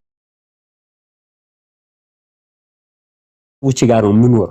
በቃ ገባህ አቤልና ልክ እነዚህ ስርዓት የሌላቸው ነገሮች ዝም ብለህ በተቃውሞ በሚመስል ነገር የሚደረጉ ትምህርቶች በጣም ነው የምቃወማቸው እውነት ለመናገር። እና ጆኒ ጋርም አውርቻ ቃለሁ ከዚህ በፊት ከጆኒ ጋር ጆኒ ፔጅ ገባ ነበርና አውርቻ ቃለሁ። ምንም ድርድር ሊኖረን አይገባም። ምንም ግን ከእግዚአብሔር ጋር እንዳንጋጭ ከጌታ ጋር ደግሞ ስንጋጭ እንዳንገኝ ጥንቃቄ እናድርግ። ምክንያቱም ጌታ ኢየሱስ ሰይጣን በፈተነው ጊዜ አልሰደበውም። ሂድ ከዚህ አንተ ክፉ ነው ያለው እንጂ የስድብ ቃል አልተናገረም አቤልዬና የስድብ ቃል ካንደባታችን እንዳይወጣ እንጂ ቅድም ያልከው ነገር አለ በመጽሐፍ ቅዱስ ውስጥ ነብይ ሆኖ የሐሰተኛ ነብይ ሆኖ የተመለሰ ማን ነው ስትል ነበርና ይገርም ነበር። በዚህ ተረድቼው አላቅም እና እናጋባለን የሚል አይን ያወጣላቸው በጣም እንትን ብዙ ነገሮች አሉ። እና እኔ በፍጹም አሁን ልሳን የምትለውን ነገር ራሱ ከተውኩት ስንት ጊዜ ሆኖኛል። መጀመሪያ አካባቢ በጌታ ዞን ትናገራለህ ወይ ምናምን ብሎ ለማለት ሞክሬ ያውቃለሁ። ከዛ በኋላ ተወሰነ ጊዜ በኋላ ግን ትቼዋለሁ እና እንትን ብየውም አላውቅም። ምክንያቱም መንፈስ ቅዱስ የመንፈስ ቅዱስ ጉዳይ ከሆነ በእኔ ውስጥ መንፈስ ቅዱስ ይናገር እንጂ እኔ እነዚህ ቆልማማ ቃላቶችን ብቻ እየመረጥኩኝ መናገር አልፈልግም። እውነት ለመናገር እንደዚህም የደረሰባቸው ሰዎች አቃሉ ተናገር ያላውቅም ግን ተጽፎ የተሰጣቸው ሰዎች ይላሉ። ይሄንን በል ተብሎ ተጽፎ የተሰጣቸው ሰዎች ሁሉ እንዳላቃለው በልሳን መናገር አልችልም ምናምን ሲል እንደዚህ ዱዓ ቋጫ ምናምን የሚሉ ቃላቶች ተጽፎ ሻዷራራ ምናምን በል ተብሎ የተሰጠው ሰው እንዳላቃለሁኝና ስሰማኔ ደነገጥኩ። እኔ እኮ እንደዚህ በል ተብዬ ነው ያልኩ ምናምን ያለ ክርስቲያን አጋጥሞኝ ያውቃልኝ። እና ልክ ነህ እንደ መጽሐፍ ቅዱስ ያልሆነ እንደ እግዚአብሔር ቃል ያልሆኑ ነገሮችን ፊት ለፊት እንትን ማለት መቻል አለብን። በቃ ቻሌንጅ ማድረግ መቻል አለብን። ማስጣል አለብን። ህዝቡን ደግሞ ማዳን አለብን። የእግዚአብሔርን ህዝብ ደግሞ ማስመለጥ መቻል አለብን። ሆቴል ይዘው እኮ ሆቴል ከፍተው እኮ ሆቴል ላይ ጌስት ሃውስ ከፍተው እኮ ነው ሰውን እያታለሉት ያሉ። ዘይት እየሸጡ ያሉ፣ ውሃ እየሸጡ ያሉ ሰዎች አሉ። ትክክል አይደሉም እንዴ? ጌታ ኢየሱስ ቢመጣ መቼም እንደየጩፋ ሆኖ በፈረስ በምናምን ይመጣል ብዬ አልጠብቅም። በግርማ ይመጣል። አዎ፣ ግን በዚህ ብድራዊ በሆነ አጀባ ጌታ ኢየሱስ ይመጣል ብዬ አልጠብቅም እውነት ለመናገርና እየተደረገ ያለው ነገር ትክክል አይደለም። ሰዎች ወደ ወንጌል፣ ሰዎች ወደ እውነት፣ ነፍሳት ወደ እንዲድኑ ገና ወይ ቅድም እያልከው ያለው ነገር አለ። ግልብጥ ብሎ ቢመጣ ቤተክርስቲያን ትቋቋማለች ወይ እያልክ እንኳን ግልብጥ ብሎ ሊመጣ አሁን እዚህ እኔ ከምኖርበት ክፍለ ሀገር አልነግርህም ስለምታወቅ ክፍለ ሀገር ላይ ስለምታወቅ በጣም ስለምታወቅ አልነግርህም እና ሙሉ ወንጌል ቸርች ሲል ባዶ ነው ቸርች እኮ አሁን እኮ ሰው እኮ የለም። ብዙ ሰው እኮ በቃ እየጣለ እየሄደ ነው። ብዙ ሰው እኮ የሆነ ነገር ክፍለ ሀገር ላይ እኔ የምኖርበት አካባቢ ብዙ ክርስቲያኖች ከተወሰኑ ዓመታት በፊት ነበሩ፣ አሁን ጥለው ሂደዋል። ወደ አዲስ አበባ ወደ ተለያየ ቦታ ጥለው ሂደዋል። እንዴት ሄዱ ብትለኝ የሄዱበት ምክንያት በቃ የተሻለ ኑሮ ፍለጋ፣ ሀብታም የመሆን ፍለጋ፣ ገንዘብ ፈልገው ነው የሄዱት እንጂ እኛ ያለንበት ቦታ ላይ የተወረወረው ድንጋይ እኛስ ጌታ ይጠብቀንም እንደ ብለህ አሁን እዚህ አማራ ክልል ውስጥ ስላለው ነው ማወራህና ይሄ ያለው ካለው ፖለቲካ አንፃር ብዙዎቹ ጥለው ሄደዋል። ፓስተሮች ሁሉ ጥለው ሄደዋል። ነፍሳቸውን ሊያተርፉ እነሱ የተሻለ ነገር ሊኖሩ ሄደዋል። ይሄ ነው ወይ ወንጌል? ይሄ ነው ወይ? ይሄ ለዚህ ነው ወይ ጌታ ለዚህ ነው ወይ የሞተልን ነው ወይስ ምድራዊ ነው ዓላማችን? ምድራዊ ነው። ምድር ላይ ሀብታም እንድንሆን ከፈለገ እኮ ጌታ ወርቅ ያለበትን ማዕድን ያለበትን ቦታ እኮ ይነግረናል። እዚህ ቦታ ሄዱና ማዕድን ቆፍሩ። ግን ህይወት ሊሆንልን ሊበዛልን ነው ጌታ የመጣው እና ጌታን አብዝተን እንድንመገበው፣ ጌታን አብዝተን እንድናቅ፣ ጌታን አብዝተን እንድንደሰተው የሚያደርጉ ትምህርቶችን ነው እኔ መማር የምፈልገው። እኔ አሮጌው ሰው ከኔ ተወግዶ እንዲወጣ፣ አሮጌው ሰው ከኔ እንዲጠፋ ነው የምፈልገው እንጂ የብልጽግና የሀብት ታገኛለህ እንዲደረግልሃል እንዲጨምርልሃል የሚባል ትምህርቶች መስማት አልፈልጋቸው። በእነዚህ ትምህርቶች ምክንያትም ነው እኔ የቀረውት አቤልና ከዚህ በፊት ግን በጣም ነበር የጅባረግህ ይህ ሰው ከምን ተነስቶ ነው እንዲህ የሚያደርግ ምናምን እያልኩ ኮሜንት ሁሉ ጽፌ ላቃለሁ። በቃ ከእግዚአብሔር ጋር ስጠላ እንዳትገኝ ምናምን እያልኩ ብዙ ኮሜንቶች ጽፌ ምናልባት ላታያቸው ትችላለህና እንደዚህ ጆኒ ጋር ግን ሁሉ በእርሱ ሆነ ነበር የሚለው የአካውንቴ ርዕስ አሁን ስለቀየርኩት ነውና ጆኒ ጋር ብዙ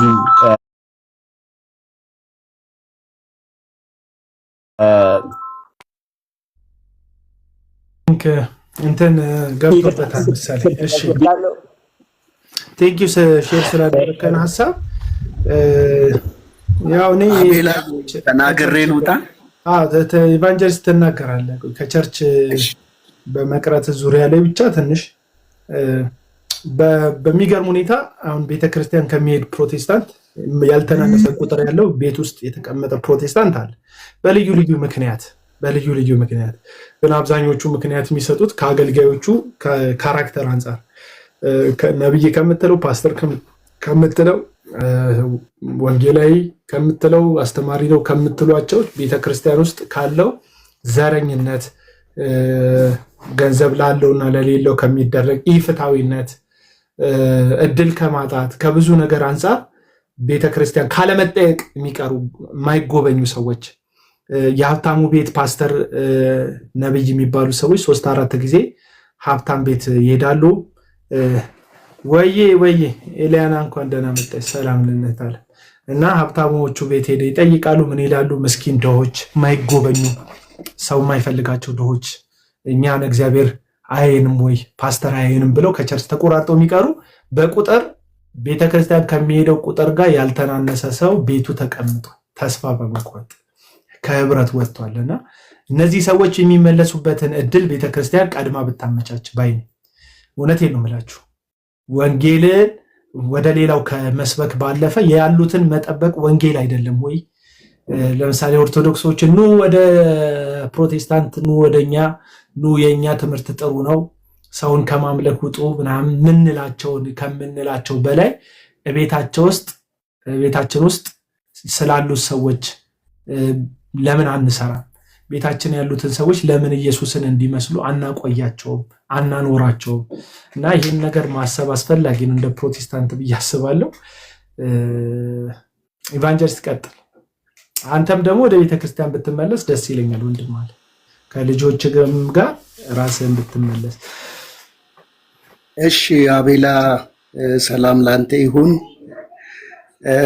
በእርግጥ በሩቅ ነው ማቀህ በሩቅ ልወቅ እንጂ አንድ ወዳጅ ያለ ከአንተ ጋር የሚተዋወቅ ወደ ይስሐቅ ሸዋንግዛው የሚባል በሱ በኩል ስለአንተ ሰምቻለሁ። ደግሞም ረጅም ጊዜ አያለሁ፣ ቪዲዮዎችን አያለሁኝና እኔም በዚህ በተነሳው ሐሳብ ላይ ጥቂት ነገር ለማለት ያለው አብዛኛውን ተብሏል። ሐሰተኛ ነቢያቶችን መንካትና ወይም ደግሞ እነሱን ሐሰተኛ ናቸው ለማለት እኔ ሌላ ምን ነገር ነው የሚያስፈልገን?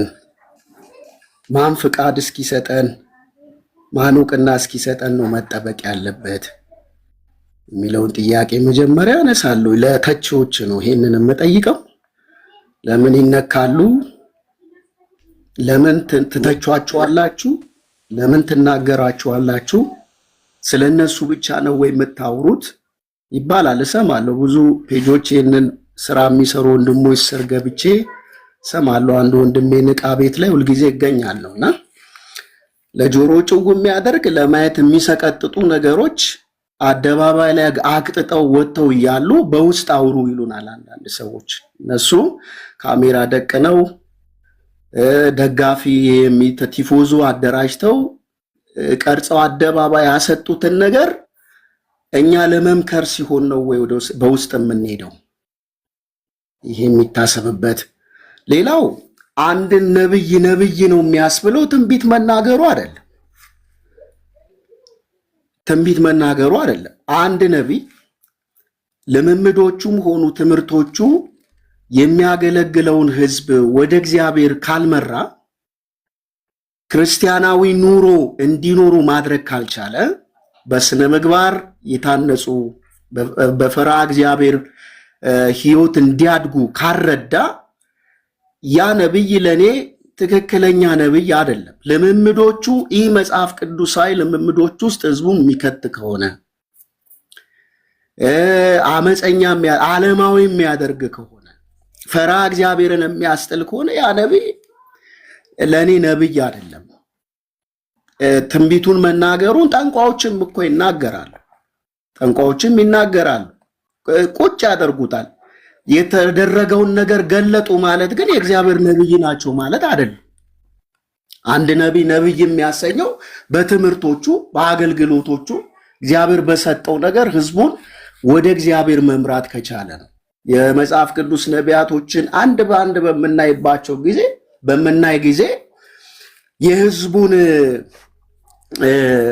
ወደ እግዚአብሔር መርተዋል፣ ንስሐ እንዲገቡ አድርገዋል፣ ከእግዚአብሔር ጋር ባላቸው ህብረት የጠበቀ እንዲሆን ሰርተዋል። የእግዚአብሔርን ቃል በነፍሳቸው እስከ መወራረድ ድረስ ነፍሳቸውን እስከ ሞት ድረስ አሳልፎ በመስጠት ሰብከዋል። እግዚአብሔር ለሰጣቸው እውነት ታምነው በመቆም ነገስታቱን መሪዎቹን ተጋፍተዋል። ለምሳሌ አንዱ ነቢዩ ኢሳይያስ ነው። በጨካኙ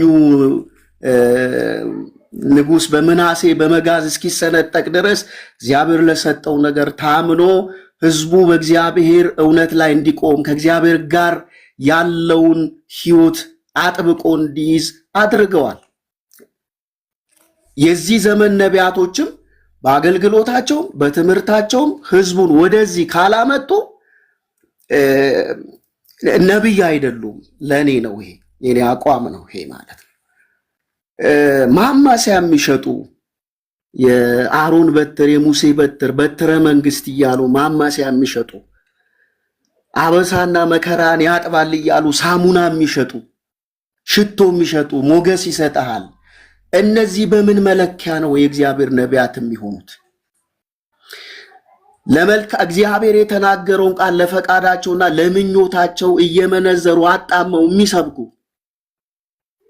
ነገር ግን በህዝቡ መከራና ችግር ላይ የራሳቸውን ኑሮ የሚያንጹ እነዚህ በምን መለኪያ ነው አገልጋይ ሊሆኑ የሚችሉት? እነዚህ አገልጋይ አይደሉም፣ ወንበዴዎች ናቸው፣ ሌቦች ናቸው። ስለዚህ መለኪያችን መጽሐፍ ቅዱስ ነው። ይሄንን መቃወማችን ደግሞ ይሄንን መተቸታችን ደግሞ እንደ ከሳሽ፣ እንደ ክፉ አድራጊ፣ እንደ ቀናተኛ ሊያስቆጥር አይገባም። ይህንን የምለው እዚህ ነቢያቶቹን ለምን ትነካላችሁ፣ ለምን ትናገራችኋላችሁ እያሉ ለሚሳደቡ ሰዎች ነው ማለት። ስለዚህ አቤል አንተ እንዳልከው አሁን በክርስቶስ ቤተክርስቲያን ውስጥ ትልቅ ስራ ይጠይቀናል። በጣም ትልቅ ስራ፣ ውጪ ካለው ይልቅ ውስጥ ላይ ያለው ነገር በጣም ትልቅ ስራ ይጠይቃል። ትልቅ መጋደል ይጠይቃል። ትልቅ ማለት አሁን ስራ በዝቷል። ቤት ውስጥ ያለው ነገር ቀላል ነገር አይደለም። ለመስማት ለማየት የሚሰቀጥጥ ነገር ነው። ወንጌል መስበክ በአደባባይ ነው። በአደባባይ ወንጌል ሰባኪ ነው። ያው ይሴን ታውቀዋለህ። ከይሴ ጋራ ነው የምናገለግለው። ሰዎች ሁሉ እስኪሞግቱን ድረስ ሰዎች ሁሉ መጀመሪያ ራሳችሁን አጽሉ እያሉ አስቆመው እስኪተቹን እስኪከላከሉን ድረስ አደባባይ ላይ አፋፋችንን እስኪሉን ድረስ የመናገር አቅም እንኳን እያሳጡን ያሉት።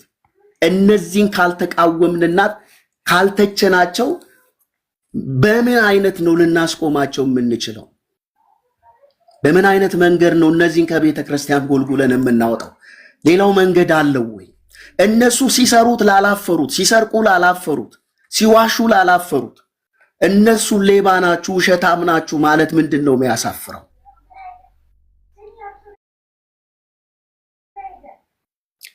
ሐዋርያትስ ይህንን አላደረጉም ወይ? እኛና መንፈስ ቅዱስ ተስማምተናል ብለው ቤተክርስቲያንን ለማዳን አልደነገጉም ወይ? ጳውሎስ የመጨረሻ ውሳኔው ስኖ ለሰይጣን አሳልፌ ሰጠውስ አላለውም ወይ? ቤተክርስቲያን ውስጥ የነበረውን ክፉ አድራጊ አባቶች ህዝቡን ለመጠበቅ ከተኩላ ለማዳን መመሪያ አልሰጡም ወይ? አልተቃወሙም ወይ? የዛሬዋስ ቤተክርስቲያን ይሄንን ማድረግ የለባትም ወይ? እስከ መቼ ነው እነዚህን ወንበዴዎች የምንከላከለው? የመጨረሻ ይሄንን ብዬ ልጨርስ። መጽሐፍ ቅዱስ እንደዚህ ነው የሚለው መዝሙር 119 ቁጥር 63 ላይ እኔ ለሚፈሩህ ትእዛዝንም ለሚጠብቁ ባልንጀራ ነኝ ይላል። የእግዚአብሔር ሕዝብ ራስን ጠይቅ። የማን ባልንጀራ ነህ? ከማን ወገን ያለህ? ከማንስ ወገን ነው እየተሰለፍን ያለ ነው? ይህንን የምትተቹ ይህንን ለምን ትተቻላችሁ የምትሉ ሰዎች የማን ወዳጅ ነው መሆን እየሞከራችሁ ያላችሁት? ራእይ መጽሐፍ ምዕራፍ 18 ቁጥር 4 ላይ ሕዝቤ ሆይ በኃጢአቷ እንዳትተባበሩ ከመቅሰፍቷም እንዳትቀበሉ ከእርሷ ዘንድ ውጡ ነው የሚል። ከነዚህ ሰዎች መቅሰፍት ጋር ላለመካፈል፣ ከስራቸው ፍሬ ላለመካፈል፣ እነሱን መቃወም ትውልድን ለማዳን ከትምህርታቸው ከልምምዳቸው እንዴ እነሱን እኮ መቃወም አይቻልም። እነሱን ተቃወምኩ ማለት በቡድን ተደራጅተው እኮ ነው የሚመጡት። ተደራጅተው ይመጡባል፣ ስምን ያጠፋሉ፣ ያሳድዱሃል። መቃወም አትችልም። ቀደም አንድ እህት ስትናገር ነበረ። አንድ ወንድም ለምን በውስጥ አይመከሩም? ቢመከሩ አይመለሱም ወይ? አቤል ጥሩ መልሰህላታል። ተመልሰውም አያውቁም በታሪካቸው። ዛሬም አይመለሱም። ዛሬም አይመለሱም። ለስህተታቸው ጥቅስ ነው የሚያዘጋጁት። ለውድቀታቸው ከውድቀታቸው መመለስ አይፈልጉም። ተሳስታችኋል መባል አይፈልጉም። እንዲጨበጨብላቸው እንጂ እንዲወደሱ እንጂ ስማቸው እንዲጎላ እንጂ ዝቅ ማለትን መሸነፍን እንሰብከዋለን፣ እናገለግለዋለን፣ ራሳችንን ሰተንለታል ለሚሉት ወንጌል እንኳን መሸነፍም አይፈልጉ። ወንጌል ኖረን እድሜን ሰጠውት እውቀቴን ሰጠው ነገሬን ሰጠው የሚሉለትን የእግዚአብሔርን ስራ እንኳን ለሱ ዝቅ የማይሉ ማይሸነፉ፣ ውርቅ የማይወዱ፣ ፍቅር የሌላቸው፣ ጨካኝ፣ ተበቃይ እነዚህ ነው ወይ የምንከላከልላቸው? የነዚህ ባልንጀራ ነው መሆን የምትፈልጉት? የነዚህ ባልንጀራ መሆን ከፈለጋችሁ ራእይ ምዕራፍ 18 ቁጥር 4 ከስራቸው ፍሬ ጋር ትካፈላላችሁ፣ ከመቅሰፍታቸውም ትቀበላላችሁ። ይህንን አስምሩበት። ስለዚህ ኤርምያስ 6:13 ላይ እንዳለው ነቢዩ የሕዝቤን ቁስል በጥቂት ይፈውሳሉ፣ ለሰሩትም ስራ አፍረዋልን? አፍረው አያውቁም በፍጹም ይላል። በሚያደርጉት ነገር አያፍሩም። በህዝቡ መከራ ግን ቤታቸውን ይገነባሉ፣ ቪኤት ይገዛሉ፣ ስምና ዝናቸውን ያንጻሉ። የነዚህ ባልንጀራ ነው መሆን የምትፈልጉት? የነዚህ ወዳጅ ነው መሆን የምትፈልጉት? እነዚህ ሰዎች ጋር ወንጌል የለም። እነዚህ ሰዎች ጋር በፍጹም ወንጌል የለም። በፍጹም ማለት ነው። ስለዚህ ባለ በሌላ አቅም እግዚአብሔርንም ጸጋ ለምነን በአንድ ሐሳብ በአንድ ልብ ሆነን እነዚህን ወንበዴዎች በቻልነው አቅም ይህን ስራቸውን ነው እነሱን ሰውን እኛ አንጠላም። ለምን እንጠላለን? ክርስቶስ የሞተለትን ሰው ስራቸውን ነው የምንቃወመው። አንድን ሰው መቃወምና ስራውን መቃወም ይለያያል። እኛ ሰው መሆናቸውን አይደለም የምንቃወመው፣ ስራቸውን ነው የምንቃወመው። በትንቢቶቻቸው ሰው ገለዋል።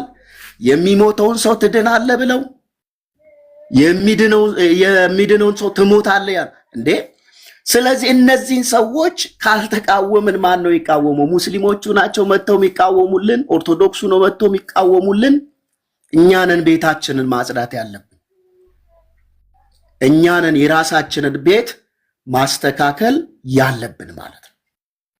ስለዚህ እንደ እግዚአብሔር ቃል ነገሮችን እየመዘንን የምንደግፈውንም የምንቃወመውንም መለኪያችን የእግዚአብሔር ቃል ነው ሊሆን የሚገባው ማለት ነው። ስንደግፍ በምክንያት ስንቃወምን በምክንያት መጽሐፍ ቅዱሳዊ ነው ሊሆን የሚገባው። ስለዚህ ሰውን መቃወምንና ደግሞ ተግባርን መቃወም ለይተን በቃ ሰዎችን በስራቸው እንቃወማቸዋል። ልክ ያልሆነው ልክ ነው እንላል። ይሄ ለማንም ብለን አይደል። አመሰግናለሁ። አቤሌ ተባረክልኝ። ጆዬ በዚያው አጋጣሚ ሰላም፣ እግዚአብሔር ይባርካችሁ። ተባረኩልኝ። ቴንኪው በጣም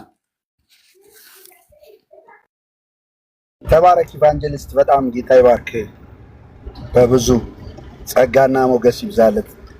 በጣም ደስ የሚል ነገር ነው የተናገርከው። የመጨረሻ እንግዲህ ቅዱሳን የተወደዳችሁ በመጀመሪያ አንድ ነገር ወቁ። የክርስቶስ ኢየሱስ የሆናችሁ ከሆናችሁ ቅዱሳን ተብላችሁ ተጠርታችኋልና በኑሯችሁ ሁሉ ቅዱሳን ሁኑ። ቅዱሳን ስለሆናችሁ ነው የምትቀደሱት። ባይዘዊ ከሁሉ ነገር እና የኒቆላያንን ስራ መጥላት፣ የኤልዛቤልን መንፈስ መጥላት የቅዱሳን እድል ፈንታቸው ነው። በኤልዛቤልና በኒቆላያን መጠላት ደግሞ እድል ፈንታቸው ነው። እስከ መታረድ እስከ መገደል የእግዚአብሔርን ሰዎች የምታስገድል የምታሳርድ ናት ኤልዛቤል። እሷን በራእይ ላይ ታገኟታላችሁ። መንፈሱ አለ። አሁን እናንተ ኢየሱስ ስላሉ ብቻ ማን ኦፍ ጋድ ናችሁ ትላላችሁ። ጳውሎስ ያሳሰበን አንድ ነገር አለ። እንደ አንዲት ንጽሕት ለአንድ ወንድ እንደምትታጭ እናንተን ለክርስቶስ አጭቻችኋለሁ። ምናልባት ሐሳባችሁ ለክርስቶስ ካለው ቅንነት ተበላሽቷል ብዬ ሰጋለሁ። የሚመጣውም እኛ አልሰበክነውን ሌላ ኢየሱስ ቢሰብክላችሁ ያላገኛችሁትን ሌላ መንፈስ ብትቀበሉ ሌላ ወንጌል ብትቀበሉ በመልካም ትታገሱታላችሁን? እኛን ሊመስሉ የሚፈልጉ ተንኮለኛ ሰራተኞች የሐሰት ሐዋርያቶች ይላቸዋልና አያችሁ፣ እንደ ንጽሕት ድንግል ለክርስቶስ መለየት ማለት ከዚህ ዓለም ቁሳቁስ ይልቅ ዝርግፍ ጌጣችን ኢየሱስ ነው። ወርቃችን ኢየሱስ ነው። እስኪ ማናችሁ ወርቃችሁ ሊሰርቃችሁ ሌባ በቤታችሁ ገብቶ በተመሳሳይ ደግሞ ሊሸውዳችሁ ብዙ ነገር ሲያደርግ ፍቅር የምትጫወቱና ትዕግስት የምትጫወቱ ማናችሁም አይደላችሁ። አንድ ነገር ልንገራችሁ፣ የዚህ ዓለም ነገር ምንም ነገር ቢወሰድባችሁ እንዳያማችሁ። ነገር ግን ሕይወት የሆነውን ክርስቶስ ሊሰርቀን ነው፣ ሌባው ሊያርድ ሊያጠፋ ነው የሚመጣው የተባለው። የሚመጣው በስሜ ነው ያለው። ስለዚህ በግልጽ ነው የነገረን። ከፍሬያቸው ታውቋቸዋላችሁ። በፍጹም መልካም ፍሬ ሊያፈሩ አይችሉም ክፉ ዛፎች ስለሆኑ፣ ነገር ግን የበግ ለምዱን ለብሰውታል። በቃ ከሐዋርያት ጋር ከመጽሐፍ ቅዱስ ጋር ያልተገናኙ እያያችሁ አመፃውን ክርፋቱ እንደዚህ ወጥቶ አሳፋሪ ነገሩ እንደዚህ ጎልቶ ወጥቶ ቶለሬት አድርገው በጣም መሽሞንሞን በእውነት ራስ ማሞኘት ራስ ማታለለውና የተወደዳችሁ ወይ ከፍ ብሎ በዙፋኑ ላይ የተቀመጠው እስከ ታችኛው ሲኦል ድረስ ወርዶ ነው ወደ ላይ የወጣው። ምርኮን ማርኮ ስጦታን የሰጠ እሱ እና የዘላለም ሕይወት የሰጣችሁን ሕይወት የሆናችሁን ክርስቶስን አስቡት። በመስቀል ላይ መልካሙን መታመን የመሰከረውን ክርስቶስን አስቡት። ስለ እናንተ ክብር ነውና በእሱ ደም ሲነግዱ በስሙ ሲነግዱ ቸል ካላችሁ እናንተ ጌታ አልገባችሁ ማለት ነው። ኦኬ። ያ ሁሉ መከራ የተቀበለው ሰዎች ሊነግዱበትና እንጀራ ሊበሉበት የዚህን ዓለም ነገር ሊያካብቱበት ሳይሆን ዓለምን ሁሉ ንቀው ዓለም አልተገባቻቸውምና ለእርሱ ተለይተው ራሳቸውን ክደው የሚኖሩ ደቀ መዝሙር ሊያፈራ ነው ኢየሱስ ክርስቶስ ፊተኛ በኩር የሆነው በሞትም በመከራም በሁሉም። ስለዚህ አንድ እውነተኛ ክርስቲያን እንደዚህ ብሎ ነው የሚጸልየው። በተለይ አገልጋይ ከሆንክ ለሌሎች ምሳሌ የምንሆንበት ያን የክርስቶስ ኢየሱስን መከራ መስቀሉን ለመቀበል ይጸልያል። ገና ፍጹም አልሆንኩም፣ ገና አልተቀበልኩም፣ ቢሆንልኝ በሞቱ እንድመስለው በመከራውም ይላልና ይሄን ማይል ልብ ገና ከከፍታ ወደ ከፍታ እያላችሁ የቃቃ ጨዋታ የዚህ ምድር የምትጫወቱ ከሆነ ሪሊ እውነቱን ነው የምነግራችሁ፣ የሃይማኖት ነጋዴዎች ነው የምትሆኑት። የበግ ለምድ የለበሳችሁ ነው የምትሆኑት። የሃይማኖት መልክ ብቻ ያላችሁ ለእናንተ የሚመቻችሁን የሥጋ ምኞቶቻችሁን የምታዳምጡ ወንጌል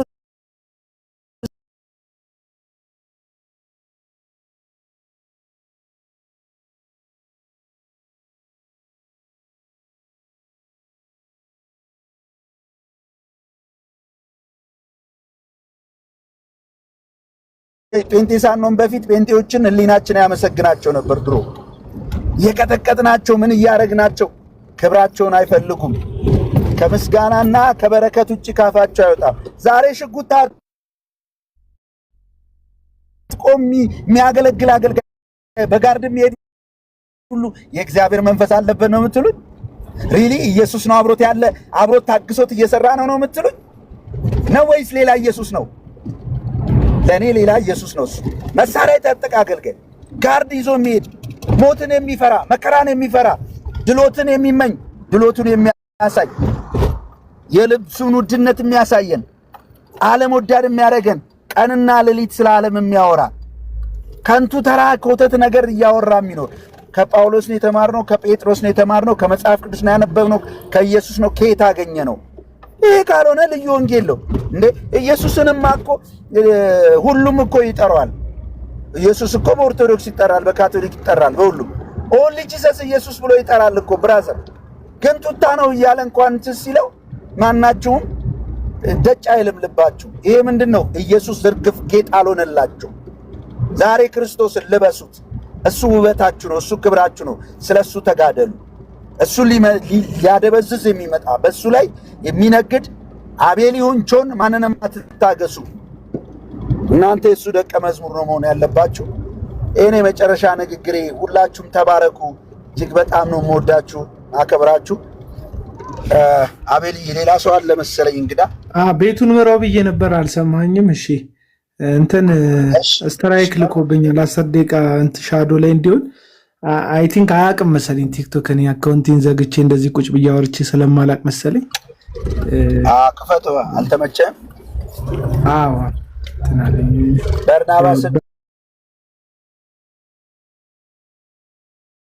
በርናባስ ያወራ ከዛ ማቲ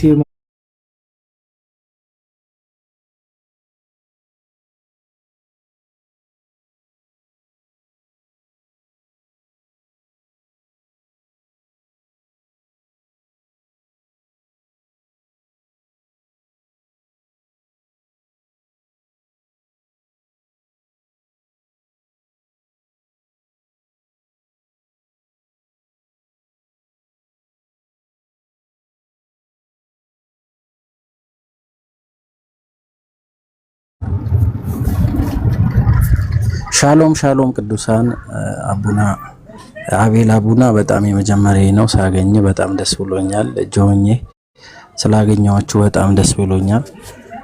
ጌታ ይባርካችሁ። ባነሳችሁት ርዕሰ ጉዳይ ላይ ማውራት የምፈልገው እኔ ቤተክርስቲያን ውስጧን ማየት አለባት የሚል አቋም ነው ያለኝ። በፊትም ከሰዎች ጋር ሳወራ ቤተክርስቲያን ውስጧን መፈተሽ አለባት። ምክንያቱም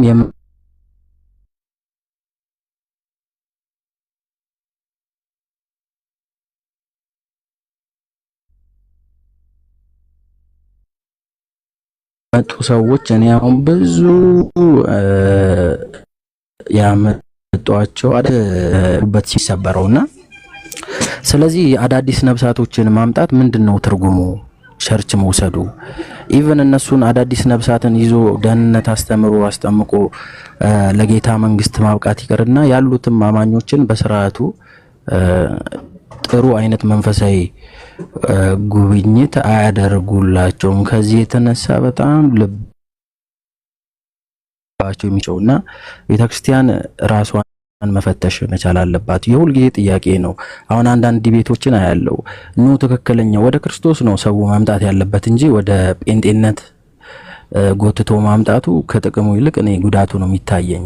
እንደው አትሊስት የትኛውም ተቋም ላይ ኑር ኢየሱስን እንዲያቅ ከዘላለም ፍርድ እንዲያመልጥ የዘላለም ሕይወት እንዲኖረው ማሳየት ተገቢ ነው ብዬ ነው ማምነው እና ቤተክርስቲያን ራሷን መፈተሽ መቻል አለባት። እኔ አሁን አክቹአሊ ብዙ ጊዜ ነብሳት ይሄ በቃ ምሰብካቸውን ወይ ደግሞ ወንጌል መነግራቸውን ሰዎች ካመጣዋቸው በኋላ የትኛው ቸርች ከዛ ቸርችም የወሰኳቸው ልጆች እንደገና ከቸርች ወጥተው ያልሆነ ህይወት ውስጥ ደሞ ስታይ በጣም ልብ ይሰበራልና ዞሮ ዞሮ ውስጧ መፈተሽ አለባት የሚል ሐሳብ ነው ያለኝ። ስላገኛችሁ በጣም ደስ ብሎኛል። ተባረኩ። በጣም ወዳችኋለሁ። ቴንክ ዩ በርናባስ ተባረክ። ማቲ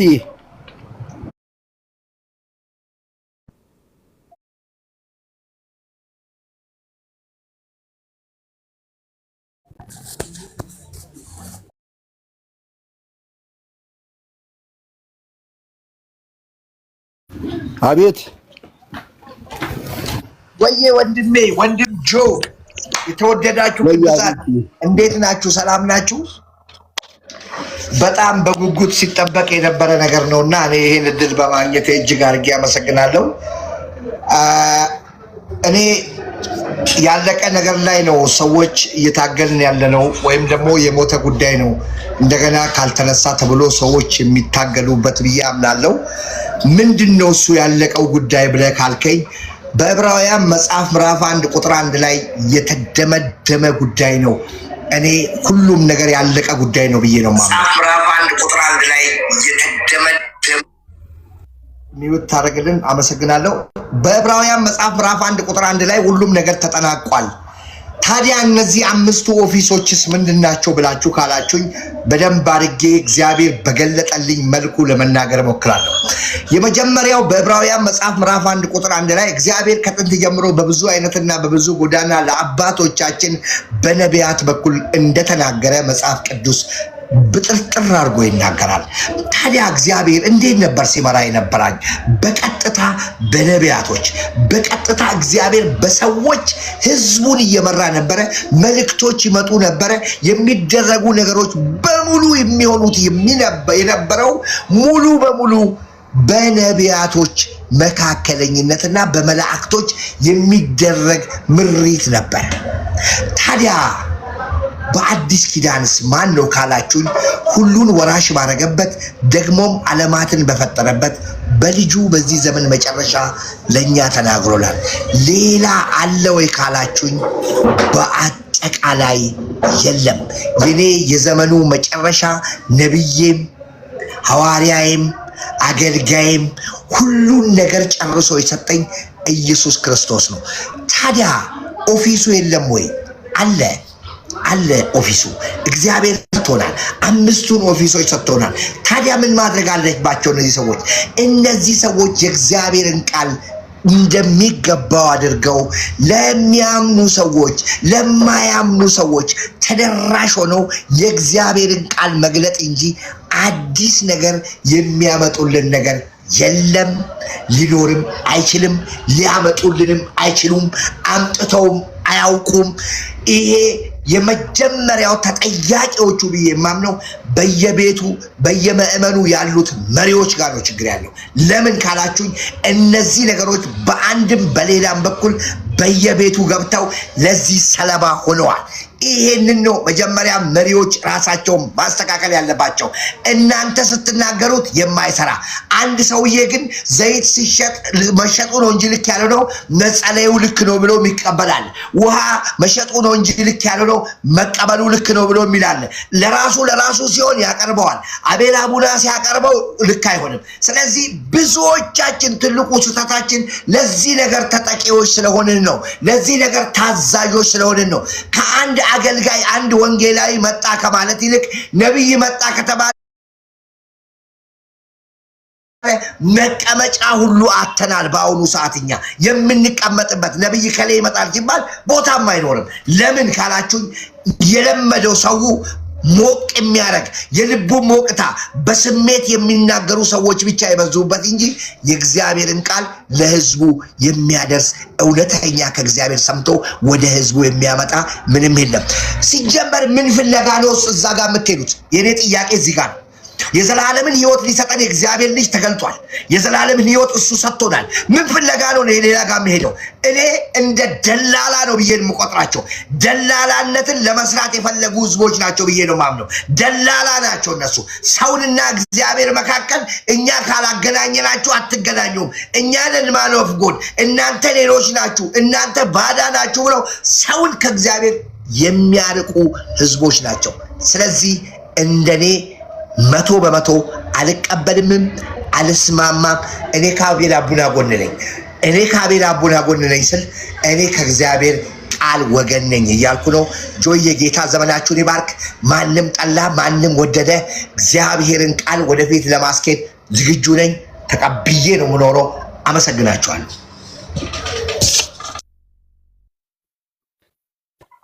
ተባረክ። አቤቱ ጌታ ኢየሱስ ይባርክ። ማቲ አሁን ይመቻል? ጆዬ ድምጼ ይሰማል አይደል? ይሰማል። እሺ ቴንክ ዩ ሶ ማች እድሉን ስለሰጣችሁኝ አመሰግናለሁ። ሰላም ብያለሁ ጆዬ፣ አቤላ፣ ከላይ አብዮት፣ ከላይም ያላችሁ ከታችም ያላችሁ ሁላችሁንም ሰላም ብያለሁ። የጌታ ጸጋ ሰላም ይብዛላችሁ። የተነሳው ሐሳብ መወራት ያለበት ሐሳብ ነው። ሐሳቡ መወራት ያለበት ለምንድን ነው? ጸጋ ልዩ ልዩ ነው። ልዩ ልዩ የሆኑ ጸጋዎችን እግዚአብሔር በቤተ ክርስቲያን ውስጥ አስቀምጧል። ሰዎች በተሰጣቸው ጸጋ መሰረት አገልግሎታቸውን የማገልገል ጥማት መሻት ሲያረጉትም ደስ የሚላቸው ያ ነገር ነውና ወንጌል ወደ ውስጥ ነው የሚያስፈልገው ወደ ውጪ ነው የሚያስፈልገው የሚለው ሰዎች ከሚሰጣቸው ሸክም አንፃር ጉዳዩን ማየት በጣም አስፈላጊ ነው ብዬ አምናለሁ። መጽሐፍ ቅዱሳችንን በመናጠናበት ጊዜ ለምሳሌ ጌታችን የሰጠው ተልእኮ አለ ለደቀ መዛሙርቱ። ታላቁ ተልእኮ የምንለው በማቴዎስ ወንጌል ምዕራፍ 28 ቁጥር 20 ላይ ያለው ወደ ዓለም ሁሉ ሂዱ ወንጌልንም ለፍጥረት ሁሉ ስበኩ የሚል ትእዛዝ አለ። ይሄ የጌታችን ትእዛዝ ሊቋረጥ የሚችልበት ምንም ጊዜ ሊኖር አይገባ። ጌታችን እስኪመጣ ድረስ ያለማቋረጥ ወደ ዓለም የሚለው ቃል ወደ ውጪ የሚልን ቃል የሚያሳይ ነው። ስለዚህ ወንጌል ላልደረሳቸው ሰዎች ጌታ ኢየሱስን የህይወታቸው ጌታና አዳኝ አድርገው ላልተቀበሉ ሰዎች ይሄንን ወንጌል መመስከር መንገር ተልኳችንም በዋናነት የምንኖርለትም ነገር ይሄ ነው። ስለዚህ ወንጌል ወደ ውጭ የሚለው ነገር በእኔ ልብ ውስጥ 100% እና መቋረጥ የሌለበት ነገር እንደሆነ አምናለሁ። ለዚህ ደግሞ ወንጌልን የሚሰብኩ ሰዎች በልዩነት አጠቃላይ ሁሉም ወንጌል መስበክ አለበት በሄደበት በመናገር ብቻ ሳይሆን በህይወቱም ክርስቶስን ማሳየት አለበት ብዬ አምናለሁና መጽሐፍ ቅዱስ የሚነግረን ያን ነው። ስለዚህ ሰዎቹ በህይወታቸውም ይሁን በሚመሰክሩት ስለ ኢየሱስ በሚናገሩትም ነገር ይሄንን ወንጌል ያስተላልፋሉ። ይሄ ጌታ እስኪመጣ ድረስ የሚቀጥልና የማይቋረጥ ነገር ነው።